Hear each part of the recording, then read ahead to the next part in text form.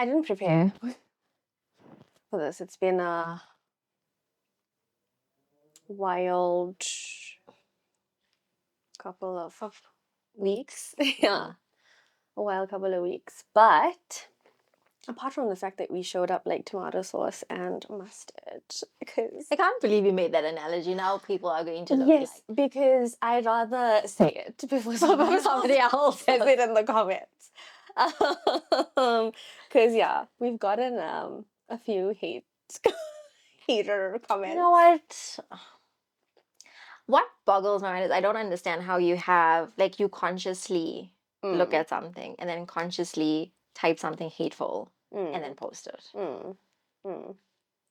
Like, what? Like, do you get like a dopamine hit from it? The vulgarity of some of the comments. I was like, there's no way I can even keep this because, like, I can't let, like, my mother like, see people using. But this one person that did it on our podcast page was in my DMs. Like, you are so beautiful. Oh my God, no. You are. And I'm like, trash. And then commented hateful stuff. Yes. So Because I you didn't just respond blocked. to him. Like, we are a podcast that will block people. So I've blocked them because you shouldn't get the privilege to watch us.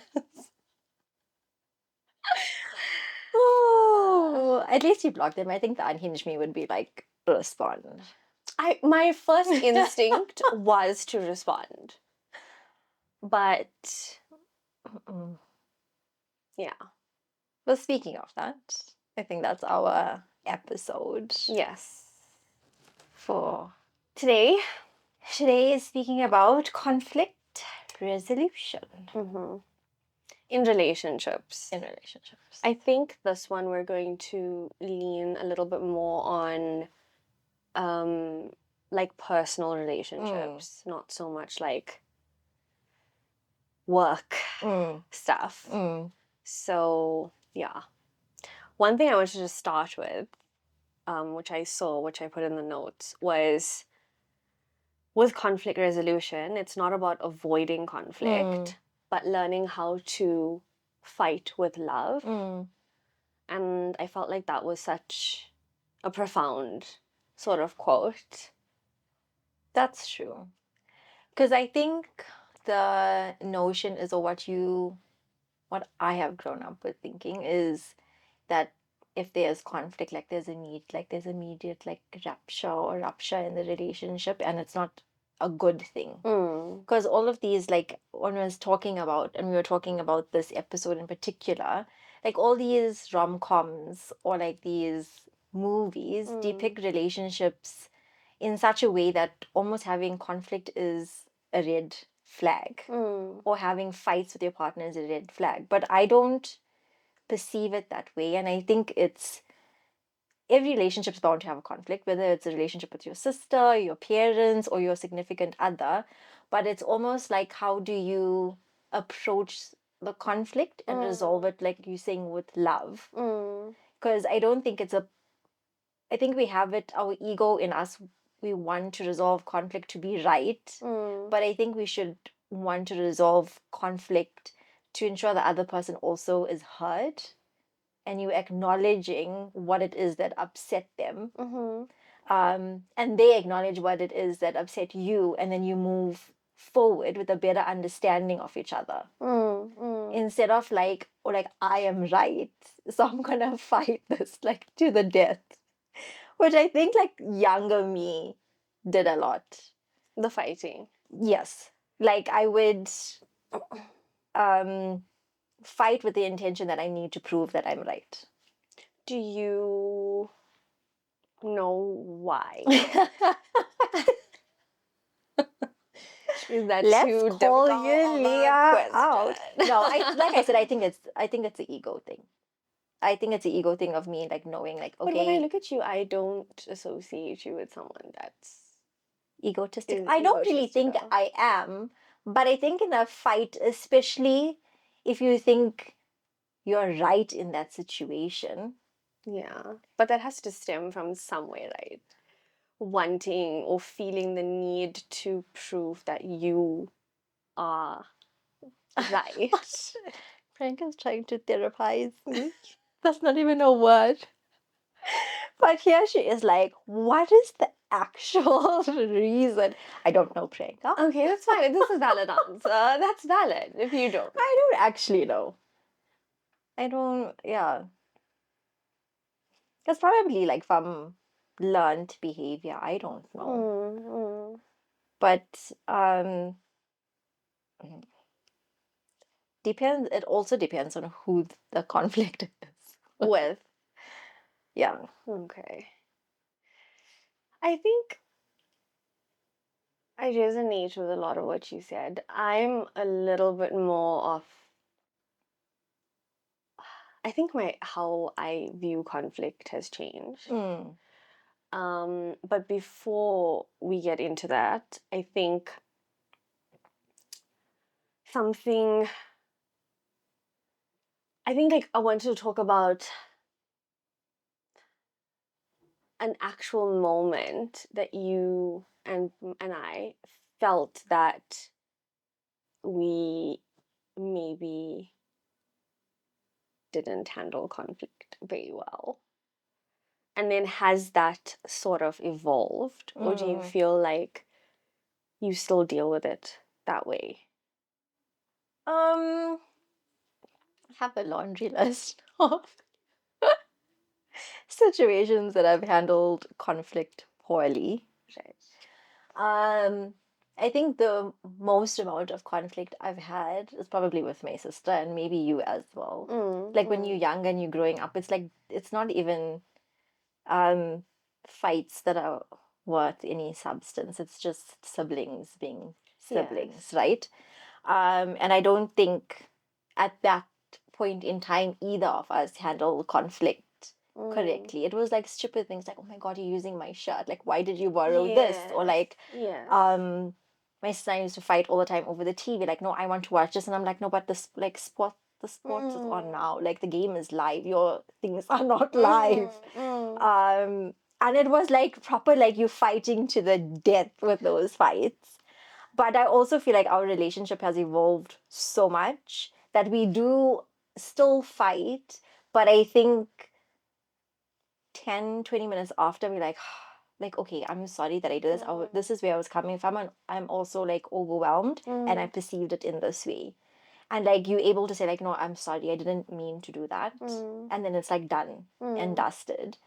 One of the other ones that I handled conflict poorly is like in relationships, like romantic relationships.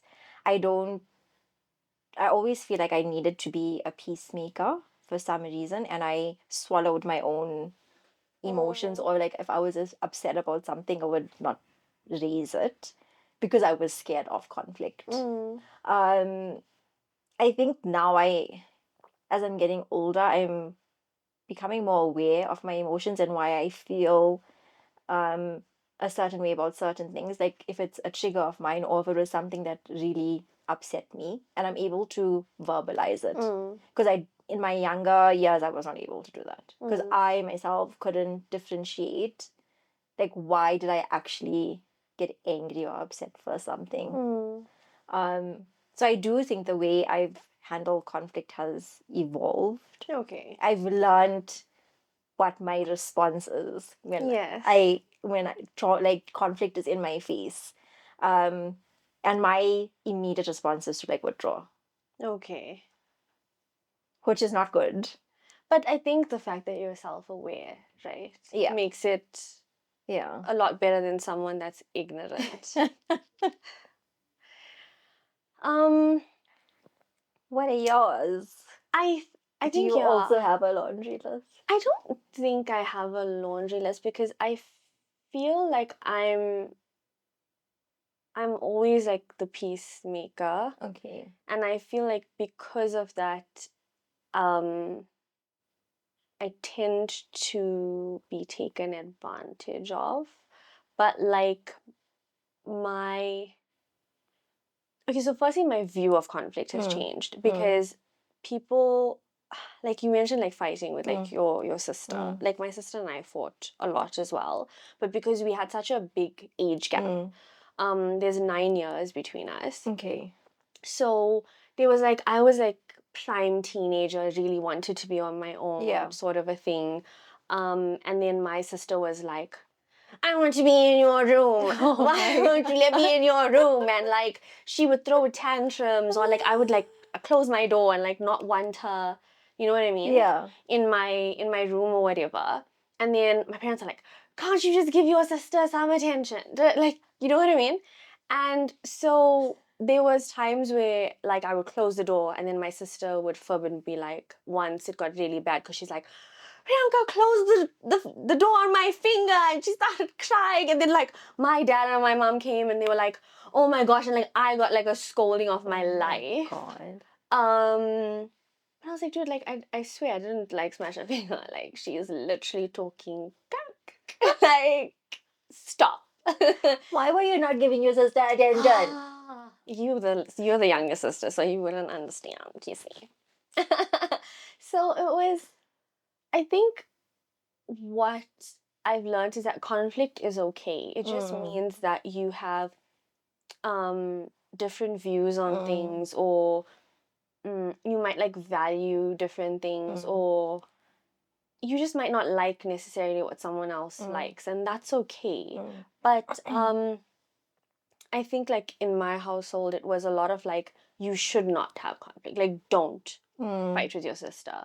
But I think to an extent a certain level of conflict is healthy, because it also helps you discover who you are, and you're always gonna have like conflict. Yes, yeah. My sister, I think growing up it was a lot of conflict with my sister, but then I also had conflict with my parents. I think dealing with the whole teenager thing as well. My parents were like, "Why are you so quiet? Like, why don't you talk? Sounds familiar. Like, why? Like, you just sit in the car and you don't say anything." And I'm like, "Yeah, because I'm just like, I didn't think it was an issue. You know what I mean? Like, I was just in my own sort of thoughts, and they felt like, oh my god, my child doesn't like me, my child doesn't want to talk to me. But it wasn't that. And then I think coupled with the fact that we lacked like communication to even just understand someone, not on a verbal level, but an emotional level and a physical level, is also like, was not really a thing. Yeah. Because no matter what like I feel like no matter what you go through, you still have to, even if you have conflict and you're upset, like you still have to be there at the dinner table, even if you yeah, a very, very strict household, even if you didn't want to be having dinner. So that's a difficult one. yeah, I was very, very, I think I became more introverted because of the strictness. Yeah. But then as I got older, my voice got bigger. That's why we have a podcast. So now I still think I identify as someone that, because we were talking about the different types, right? Which I'm actually going to read. Where we said that there's, where is it? I'll say. So there's the avoider, Mm-hmm. which I think I am. Okay. But I think also, my dad is a major avoider when it comes to conflict. but also, I think I have different conflict styles with different people.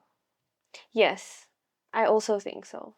So there's the avoider, the blamer, peacemaker, analyzer, and escalator. I think I identify. Choose your fighter. Oh yeah, choose your fighter. I think escalator is not something that I've ever been. Yeah. Um, Me neither. I don't think so. I don't think I escalate fights. But I think analyze. I overanalyze in conflict. I am a peacemaker. I'm very rarely, I don't think I'm an avoider at all. Like, I go head on. Like, So to me, as an avoider, you look like an escalator. Because Is it? why?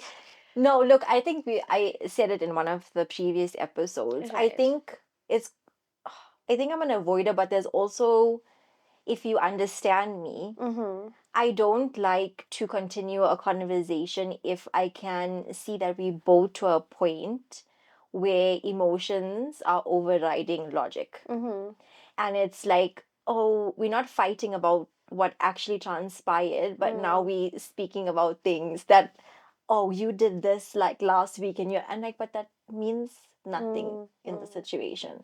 So then I automatically like take a step back because I'm like, okay, I'm losing my ability to like rationally see what's going on, and I need like to take a step back because I feel like once you get to that point, you start saying things out of anger that you can't take back, even though you can come and apologize like half an hour later. It's still hurtful things to say, and for me to avoid getting to that point, I like to always remove myself.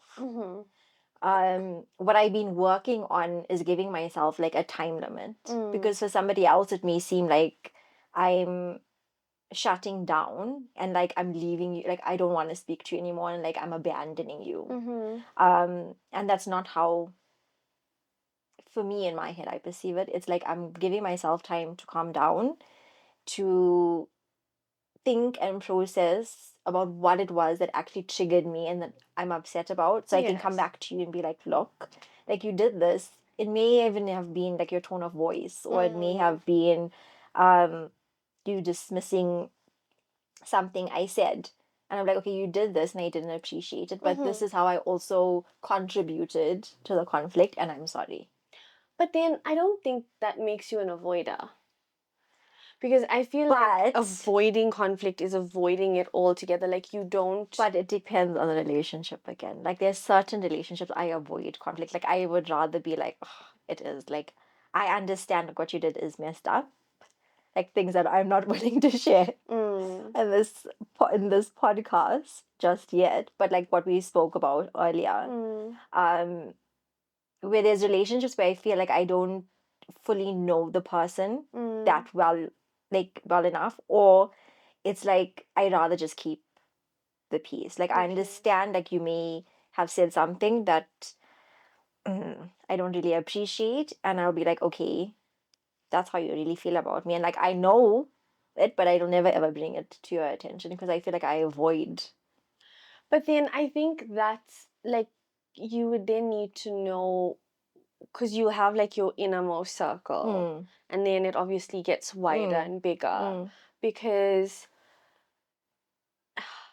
if it's like a relative down the line, as an example, like their ability to impact your daily like emotional well-being, like that's what you need to justify. So if it's not worth your time in that case, like if it's a distant uncle or auntie that like said something to offend you, you're like, I really don't have like the energy for this, and I'm not gonna put my energy in this, and that's okay. Yeah. I also don't think that that particularly makes you an avoider. I think it just, in that case, might even make you a peacemaker.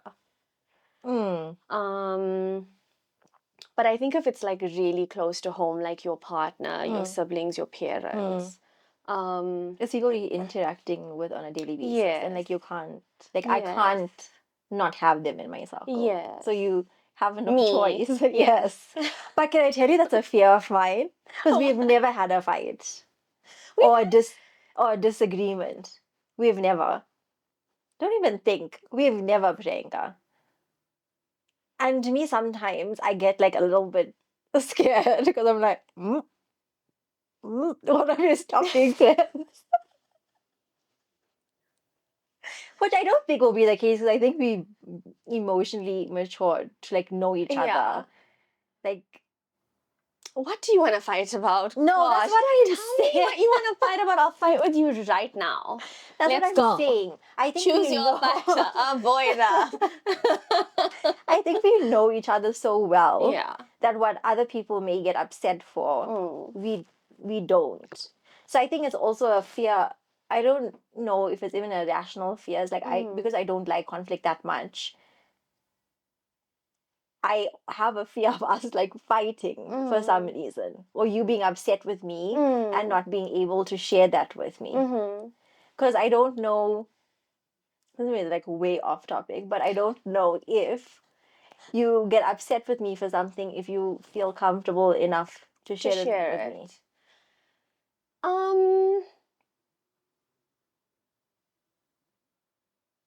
I think I would, because I think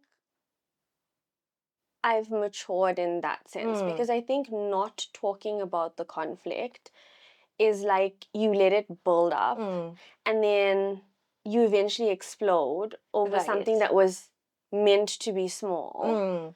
And like if it bothers me, then it's better like to talk about it. I think I would. I mean, and I also don't think that you would, I think it would be very trivial between you and I, like for now in any way. When it comes to, like, I mean, you're late all the time. I was early today. Please can you acknowledge that? I deserve my credits. Thank you very much. But like you're late all the time and I'm not. I'm late. Let me tell you, I'm late, but you are like late. You are like later than me late. So I was the benchmark. Like, I didn't know that there was someone that could be more delayed than I. Yeah. But like I've also initially like I would panic, but then I also like I was like, dude, like, you know what I mean? It wasn't like a thing. Or like we talk about times, especially like when we were planning this podcast. I'm like, I know also not to make it at 8 o'clock in the morning. Like, do you know what I mean? Yeah. So I think it's about also comes down to that communication. But I think what I struggle with still when it comes to conflict management is like there's some personalities where you just hit a brick wall. And sometimes as a peacemaker, you find yourself needing to like escalate something. So I actually think I am a bit of an escalator because you need to get some sort of reaction out of them, else they're almost too like anything that you tell them, they'll find a reason as to why it's that way or why they did that, or without actually listening to and validating your feelings, which becomes such an ugly space because you feel like you're trying to connect. And then this person is like, no, but this is what happened to me, or this is what I'm dealing with, or I've had to deal with this, or my past was like this, or whatever. But it's like, I'm talking about now in this moment. And yes, you might feel like you weren't rude in the conversation, or you weren't like ugly to me in that conversation, but I received it in that way. Yeah. So let's have a discussion. So like I'll give you an example. Like my partner and I had an argument last weekend, I think it was. Over something so, and it got like quite escalated. But like we couldn't, and like I was like irritated because I think I told you the last podcast. Like I get so I'm like, oh, like we need to sort this out now. It's like I don't know what's happening. But with him, he said something to me like along the lines of money is not like everything or something like that. Like money, and like I agree.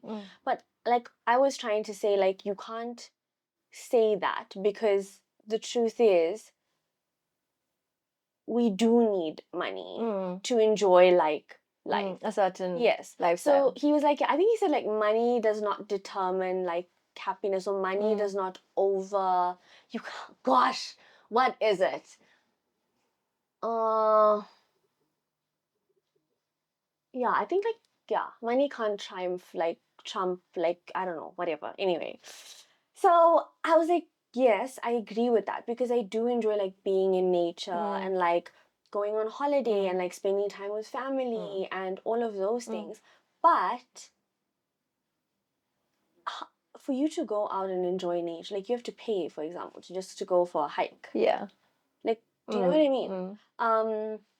You want to get healthy, like we're not in an environment that you can just go out and run on the road. Like you need a gym membership, which is not cheap as well. And so he was trying to tell me in an ideal world, and I was looking like realistically, but we were clashing heads because I was like, I'm speaking realistically, and he was like, I'm trying to tell you in an ideal world, this is, But this is a classic thing of when I started therapy. Yeah. I've come to understand that when you have a fight, you are seeing that fight or conflict from your perspective. So when you're growing up and whatever, you develop lenses. Like you ever gone for an eye test? Yes. And they'd be like 1 or 2, 2 or 3, Yes. whatever. So think about it in that analogy, right? It's certain things like you've seen how your parents have resolved conflict, or you've grown up in a certain community, and then you've watched certain TV programs, that's like another lens, and then you've gone to school and that's shaped your thinking, and that's another lens. And then you meet your partner, or you meet other people who have a completely different view, and now you're having an argument, but that person is arguing from their perspective and how they see it, and you arguing from your perspective and how you see it. Yes. And you're totally like missing each other. So like I'm arguing from something that I think is right and from my perspective, and they also right according to their perspective. But I think for me, I'm learning is conflict in relationship is an opportunity to learn not only about yourself, but about your partner. Yes. Or about like your siblings or whoever the conflict is with. And I think it's the ability to be like, once you've resolved a certain fight, and it is like another, because there will be other fights, you're like, okay, this person actually sees it from this view, and I maybe like what I said may have triggered them. So you're able to pick your words a bit like better, or it's about just at the end of the day saying like, okay, this may have come across bad, like and I'm sorry for that, but this is what I was trying to say. I also like to avoid, because I know this thing said fight with love, and that's what made it sound how it should be. Yes. Because at the end of the day, you are arguing with someone that you love. Yeah. And that's why we said like conflict in relationships, because you care about this person. But I also don't like to use the word fight. Because like even with my partner and I were like, I'm not fighting with you. Like I'm getting passionate, and I'm like, at most we're having a debate. Yes, and my voice when I get passionate or I'm speaking about something, it goes up a few notches. But it doesn't mean that I'm screaming at you. Yes. And it comes across like that sometimes. But I think because you obviously speaking about something that you're passionate about or you feel strongly about, my voice automatically goes up a few notches. And I think to somebody else it'd be like, oh my God, why is she screaming at me? No, exactly. But again, I think that's where the communication comes in. Because that's where I got ticked off with my partner, because he never ever shouts at me, but he raised his voice. So I was like, whoa, dude. Why the hell are you screaming at me? Like, please don't shout. I was like, you shouted at me. He's like, no, but like I just told you my throat was sore, because like he also took like meds, and he's like, my throat is scratchy. I promise you I was not like shouting. Do you get upset when you, because me, if my partner shouts at me, I go full midi. I'm like, oh, you want to take it there because we can go there. Like I can, if that's what you want to do, like we can do that all day. And I even will tell him like, oh, like you, is that what you want to choose right now? Like, are you sure? But I think it's so stupid, because that's the petty me that still wants to be like, what makes you think you have the right? Because he also doesn't raise his voice, but he speaks like in general just loud. Did your dad ever like shout at you? No. So you experiencing this with your partner is like the first is that why it like what? How do you feel if your partner shouts or raises their voice at you? I just think don't try me. I'm not the one. And that's what I always will go to. Like, my dad doesn't even do this, so I don't Yes. even know who the Yes. hell you think you are Yes. to do that to me. Yeah.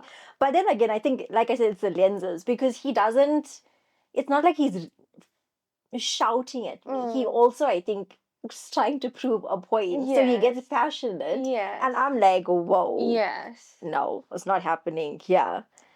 So I don't know. I feel like we are getting better at resolving conflict, which is what I want, which what we should speak about as well. As much as it's good to have conflict, I also feel like the repair Yes.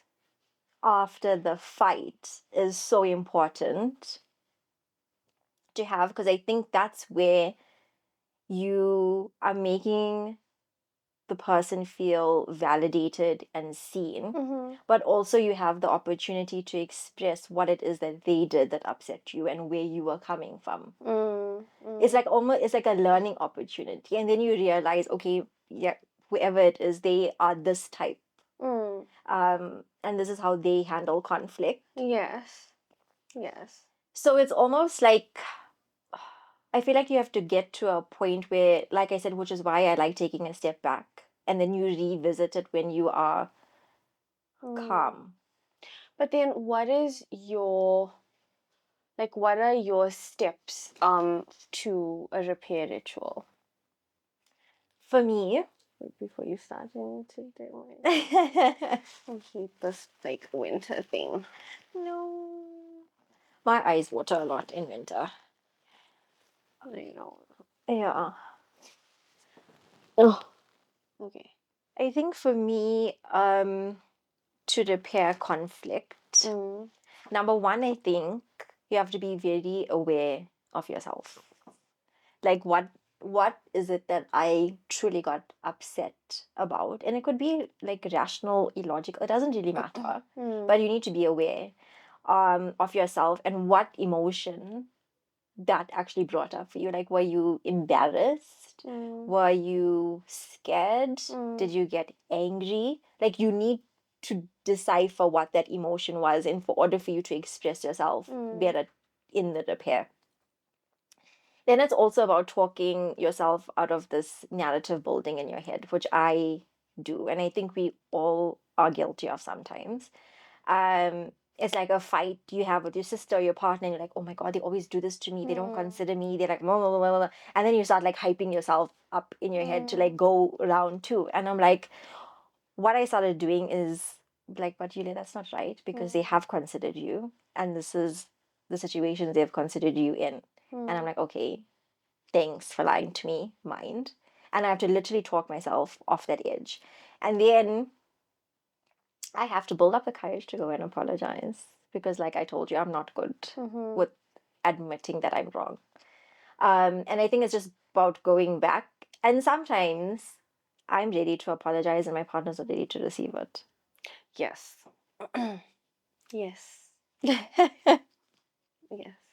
And sometimes he's ready to apologize and I'm not ready to receive it, because I still want to be salty. But for what? I don't know. I think it's just again, it's just ego.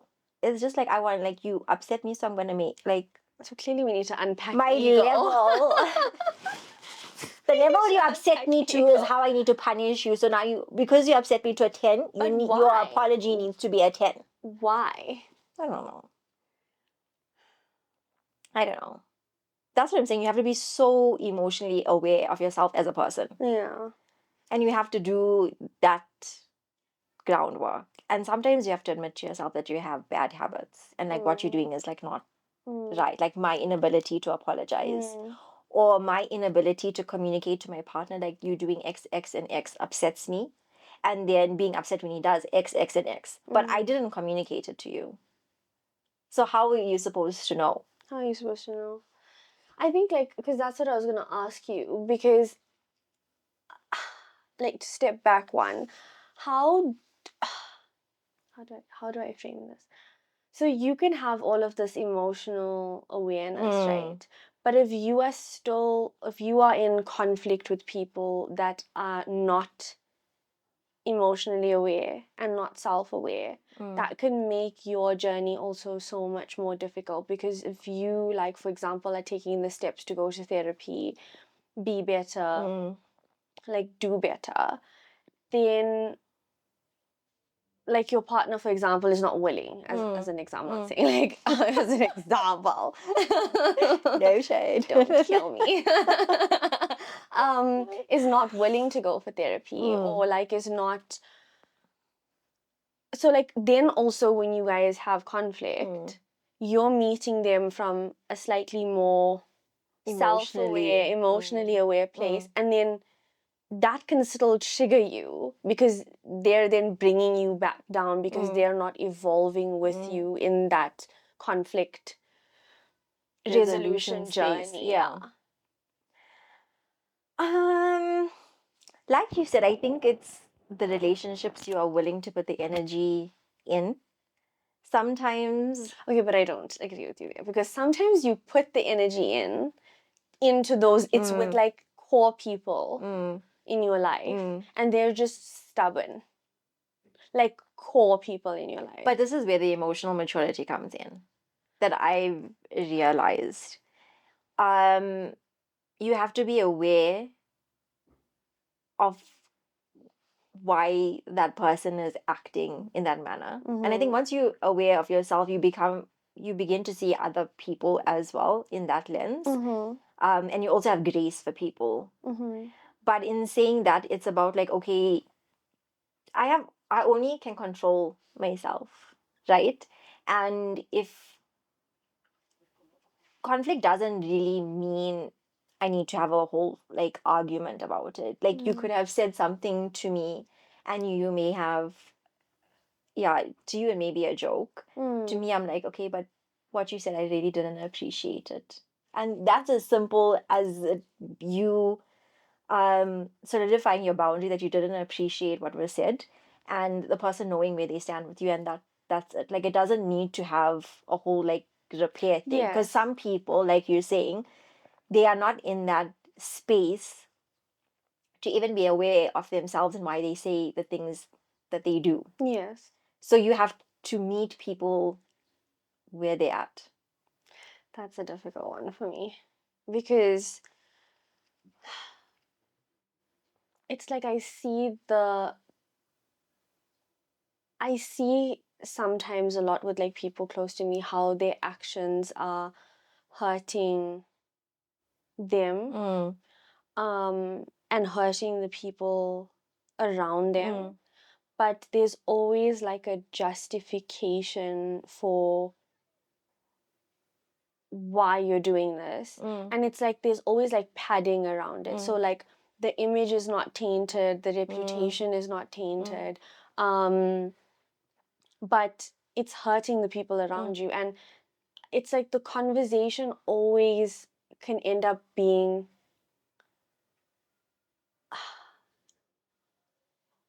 like about them. So, and it's a term that they call narcissistic conversationalists, where, and I think we spoke about it briefly before, where if you say like, Pri, I'm having such a bad day, or like I'm dealing with this, and I'm like, oh my God, I had a worst I had day. the worst, and my day was even worse. Like, let me tell you about it. Do you know what I mean? Yeah. Or you're like, or like, even if it's between you and I with conflict, I'm like, Yulia, like, you made me feel like this because I don't know, and it made me feel this type of way, and it hurt my feelings. And you're like, yeah, but like my childhood, I dealt with this. Oh my God. And then I'm like, okay, but like, I'm talking Yulia, about me I'm now. talking about me, and I'm talking about how you're making me feel, and I just need you to be open to receive that. And yes, I'm more than happy to also listen to you. It's not that I'm not empathetic towards you or sympathetic towards you and what you went through. But right now I'm saying your actions are making me feel like this.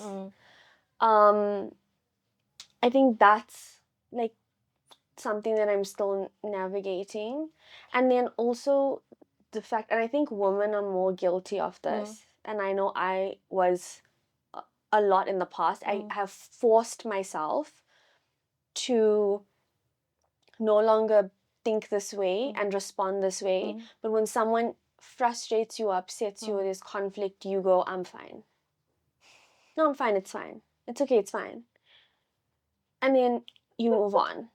But the truth is you're not fine. And sometimes the male species are like, oh, but you said you're fine. But it's like, no, I meant I'm not fine. But like, just say you're not fine and talk about it, because what I've learned is that it is also a form of emotional manipulation. It is. Yeah. In disguise. You are telling someone you are fine when you're not fine. And you can't expect them to read your mind. Yes, they can pick up on, because women might go, I'm fine, and then they're banging the dishes. And you're like, why are you banging the dishes? Because I'm not fine. Well, we can't have that expectation also for our partners. Like, we need to tell them, or people around us, or just like, especially the close-knit ones, our inner circle, like, I'm not okay when you do this. And then you put the ball in their court to change, to be able to, like, I don't like when you shout at me, as an example. And you need, it's not like tomorrow, if that's their like response, that they're gonna now stop shouting in a conflict situation or in an argument. But you then have, which I like, the safe words, where you, like, so mine is, don't be a Dave. Sorry if there's Daves. There's another one that we use, but I can't say that name, and I'll tell you about it later. But mine like, is a Prakash. Oh, don't be a Prakash. Okay. But there's also like, it can be a cute one that just also, I think, deflates that entire, like turtle or yellow light or teabag or like, something that between you and that person that you have the relationship with. Like, I think we're hitting like a no-go zone here. Let's bring it back down.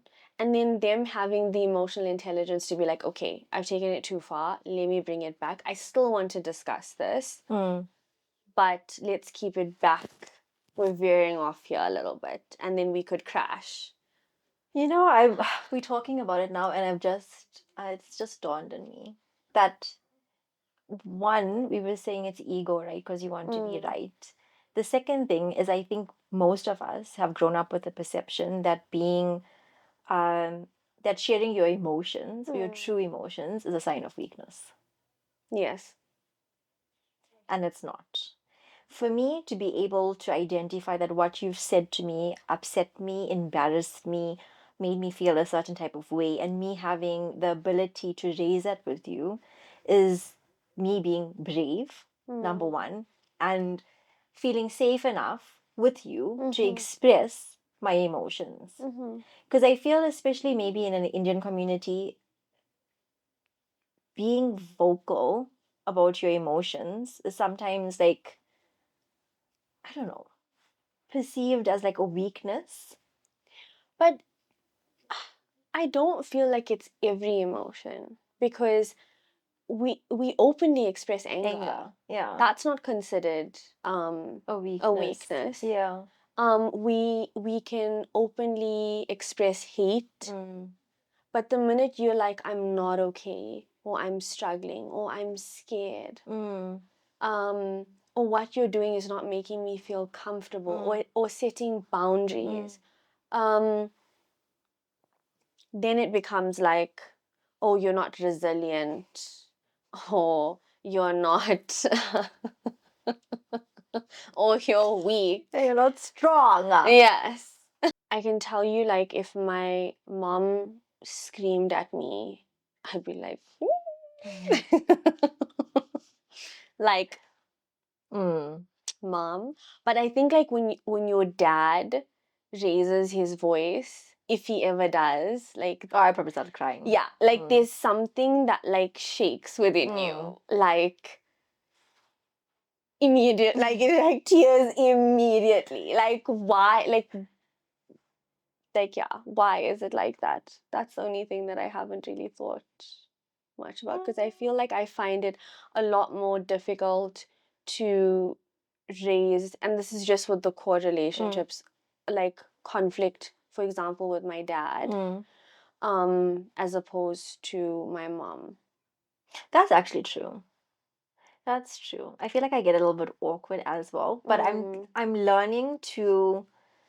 I feel like once you start creating those spaces in your family, it becomes easier and it gives other people also a safe space to be like, because I don't really think we speak too much about emotions as a family. So like certain things I'll be like, Dad, like you did this, I didn't really like it. And my dad's always a jokester, so it never ever is like an intentional thing.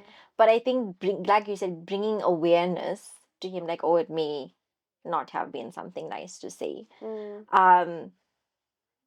And I think because you are aware that if you start, I'm not saying the change is going to happen tomorrow, but if you start creating those spaces in your circles, and start showing up with you being brave enough to voice certain things. And it doesn't, like I said, it doesn't have to be in a confrontational, argumentative tone. It could be like, oh, and it doesn't necessarily even has to be addressed at that time and that place where the person said something to upset you. It could be like a week later, and you'd be like, oh, Mom, Dad, like, you said something to me, and like I really didn't agree with it, and this is how I felt about it. And it's as simple as that. And like people are aware, and you start creating those safe spaces and start initiating those conversations that may not be like the topic of discussion easily if you had not brought it up. Right.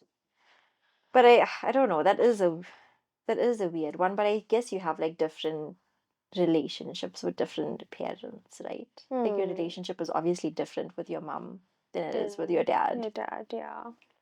Yeah.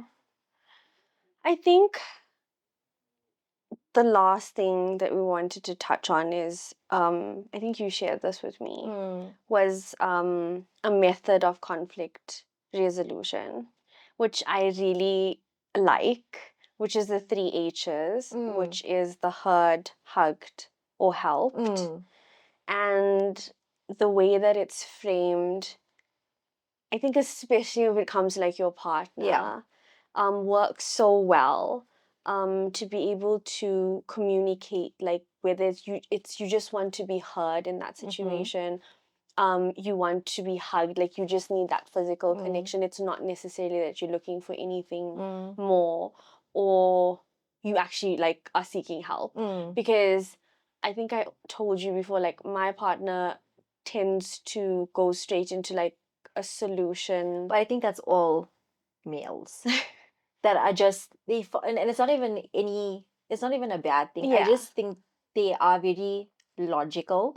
So if you're giving them a problem, they automatically want to come with a solution. Yes. And I think for me why this method is so helpful is because sometimes when you have conflict and it's like conflict over and over again, for us as females, I think you can clock within like 5 minutes of the argument what it is that you're feeling, why you're feeling that way, and you're ready to go. Yes. Whereas males in that 10 minutes are still thinking like, oh my God, what did I do to her? Like, what did why I do is she wrong? upset? I don't understand it. Was it this? Was it this? And like you already clocked what he did that annoyed you, what it is that you're feeling, that he's done this like multiple occasions. And like the poor man is like, I don't know what's going on. So I think it's also a good method, especially like in romantic relationships where you can, because let's be honest, sometimes, especially like when you are having not a nice time in the month, sometimes even your partner breathing annoys you. And it's not a rational thing. So in that moment, like you just want to be hugged. Like I don't need a solution. Like what I'm going to tell you makes no sense even to me. Like I just need you to comfort me. So being able to understand your partner and being like asking them what it is that they need in that moment instead of you assuming prevents a situation from escalating even further. No, I agree.